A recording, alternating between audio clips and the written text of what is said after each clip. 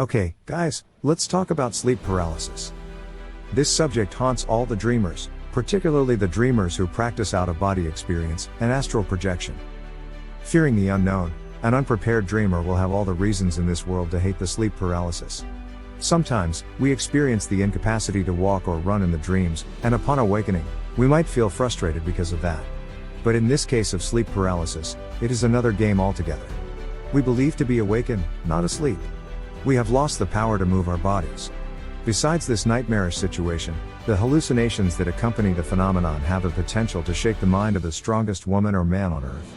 The hallucinations during sleep paralysis are as real gets. Regular questions that we hear are: what do I do during sleep paralysis? How to prevent sleep paralysis? Can I use sleep paralysis to have an astral projection, OOBE, or a lucid dream? Keep up with this documentary, and you will have the answers to all these questions and much more. Sleep paralysis is often synonymous with fear and discomfort. I would like to clear it all up. I recommend you to take advantage of this situation rather than avoid it. Instead of fearing the sleep paralysis, I propose to transform it into a beautiful experience of a lucid dream or an astral projection. Let's talk about the nature of sleep paralysis to get rid of unnecessary misunderstandings. Sleep paralysis is a very natural phenomenon that happens during sleep to everyone. So you are not alone to experience sleep paralysis. When we sleep, absolutely everyone experiences sleep paralysis. The only exception is the individuals who sleepwalk. It's a medical condition. Many children experience it and get rid of it as they grow. Adults who still sleepwalk find themselves sometimes in real danger with this condition, or at least in very embarrassing situations. It is a subject on its own. We will focus on paralysis today. The nervous system is still firing up through the nervous pathways, but they will not activate the muscles. When you are swimming, running, flying in the dream state, or an astral projection, your physical body will not move thanks to sleep paralysis. It is easy to understand the practical use of sleep paralysis in human life. You do not want to disturb your partner sleeping next to you while you flap your hands in a lucid dream, right? As a result, your nervous system is training. Only the muscles can't move, but the whole nervous system keeps firing up. Your brain and all the nerves behave in the same way as it would in the waking state. Many individuals use dreams to train their abilities and report improvements upon awakening. You can easily extrapolate this from sports to other fields like arts and many more. The typical sequence is: the critical mind and analytical thinking shut off, and the body enters sleep paralysis. But for some individuals, sleep paralysis has begun, but the critical thought process isn't offline. Here, the nightmare begins. We do not educate most people about sleeping patterns and sleep paralysis. Did you know that Facebook has a specialized group that counts over 20,000 people who discuss the subject of sleep paralysis daily?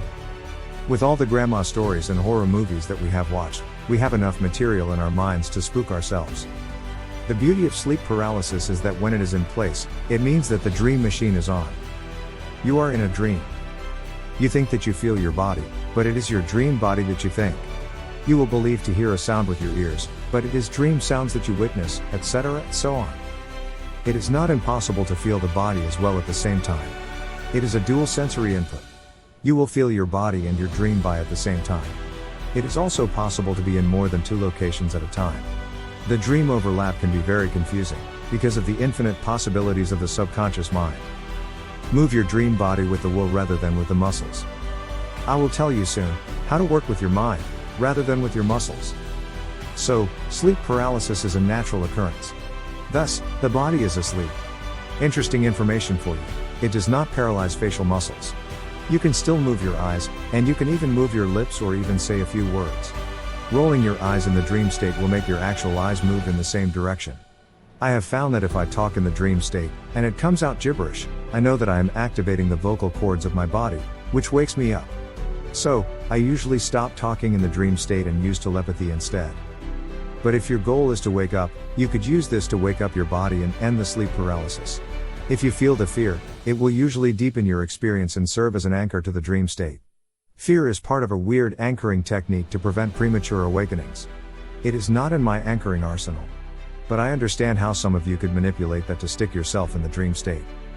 It scares guys who are having sleep paralysis and elongates the experience of sleep paralysis. If you wish to end sleep paralysis and wake yourself up, as funny as it sounds, you need to relax and do nothing. All dreaming practitioners know that inactivity equals awakening. If you wish to end the sleep paralysis, you should act upon what is still under your control. Start talking. If you can hear yourself mumbling, you activated the body's vocal cords, and the body will wake you up soon. The heartbeat never stops, but usually, we do not have the conscious action on the heartbeat.